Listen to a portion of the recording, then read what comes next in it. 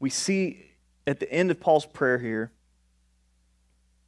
he does kind of switch gears. He kind of turns in this last part, and he goes from praying for the Ephesians and more to exalting Christ, right, and who Jesus is.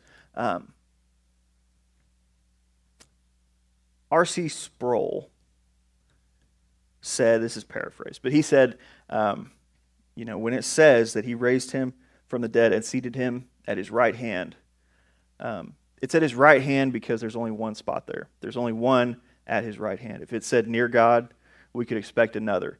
But Christ is the only one who's worthy to be at his right hand, to be right there with him in the heavenly places, far above all principality, power, might, and dominion.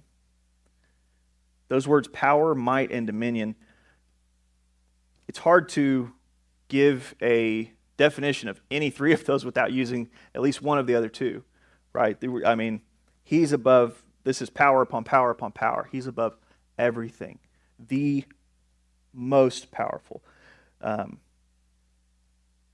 over every name that is named.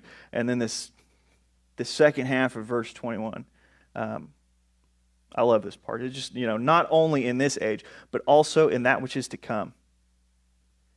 This age isn't just talking about today. This age isn't talking about then. This age is talking about all the way to the beginning, right? Because this age was before we were sitting here, before this place was here. And then in the age to come. So Jesus is over everything right now. He has always been, and he always will be going forward. There's no other king. Everything is under his feet.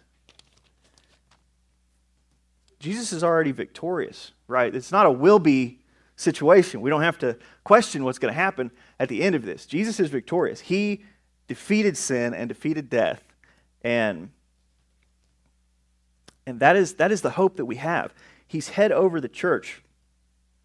This last part, head over the church, over all things, to the church, which is his body, the fullness of him who fills all in all. Again, just the language of the head and the body, the closeness of the relationship that we have with Christ. Also, in other places he's described as the bridegroom and the bride. The church is his bride. I mean, it's relational. It's love, right? It's that coming together and care and protection and provision that we get when we are in Christ.